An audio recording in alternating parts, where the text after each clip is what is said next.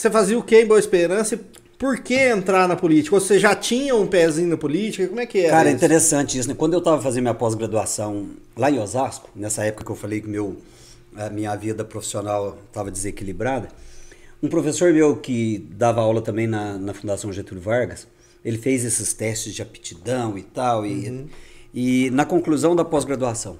E ele olhou para mim assim, olhou. Ele falou assim, tua vida emocional, conjugal, eu vejo que é meio conturbada, não? Eu falei, mais ou menos, a minha esposa mora em Minas Gerais, eu moro aqui. Né? Conturbada não, a gente só não se vê direito. Enfim. Aí ele foi olhando, falou assim pra mim, você trabalha com o quê? Aí nessa época eu era supervisor da área de expansão da empresa. Eu falei, ele falou assim, não, tá totalmente errado. O teu caminho é na vida pública. Na vida pública. Você nunca sonhou em ser político, não? Eu falei, opa. Acendeu ou não? Acendeu. E, lógico, isso me despertou. Falou assim, por que não? Aí eu voltei para Boa Esperança em 2001, logo que eu concluí essa pós-graduação, mas eu só entrei para a vida política, pública, em 2004, quando eu comecei a trabalhar com o Odair Cunha, que é deputado federal, que é de Boa Esperança. Aí eu fui para a assessoria dele. Então, de 2004 a 2008, eu trabalhei na assessoria do Odair. Em 2008, lá em Boa Esperança na mesmo, região. Na região, tá. Aliás, inclusive nessa região, porque ele estava no primeiro mandato dele, em 2004. E ele não conhecia nada dessa região no primeiro mandato e as pessoas daqui não conheciam ele. E como eu tinha morado em Pratápolis, eu já tinha pelo menos uma visão mais geográfica da região, eu vim desbravar essa região e nós fomos fazendo contato, nós fomos criando uma rede de apoiadores e de ação do mandato dele nas cidades. Então eu trabalhava nessa região até 2008. Por isso que eu falo que eu tenho muita ligação com essa região. E aí em 2008 eu me elegi vereador lá em Boa Esperança. Foi quando eu já estava fazendo meu curso de História. Aí fui dar aula também, fui para a rede estadual. Fiquei 3 anos como professor do ensino médio. E trabalhar com ensino médio, para mim, é uma maravilha, cara. Trabalhar com um menino de 16, 17 anos. E é engraçado, eu preciso contar isso. Aliás, é o seguinte, vai controlando o horário. Não, aqui não tem pra não tem não? Não, tem tempo não. Fique tranquilo. Porque meu pai tem 2 características. Uma é de mudar muito, outra é de falar muito. Se você for lá em casa e conversar você com puxou para as duas, então, né? Não tem como, cara. Tá aqui. Se você for lá em casa e se você falar muito, meu pai não vai gostar de você. Ele tem que falar. É ele que tem que falar e você tem que prestar atenção. Aí você não dá uma palavra, não fala nada. Quando você sai de lá e fala assim, putz, esse cara é bom de conversa.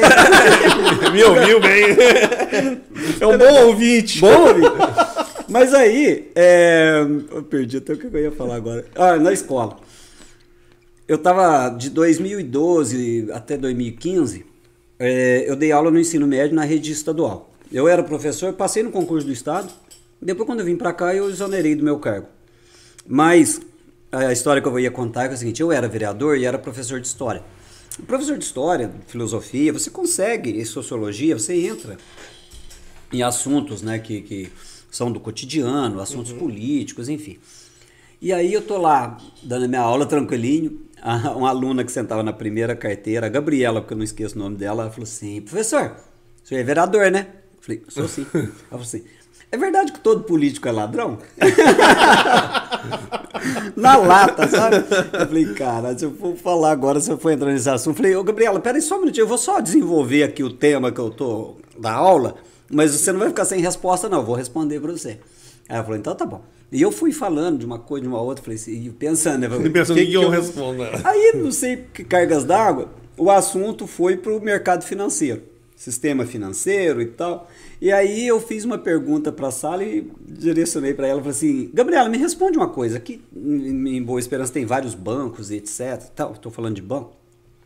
Por que as canetas dos bancos são amarradas? Ela falou assim, porque senão as pessoas roubam. Eu falei, mas lá só vai político?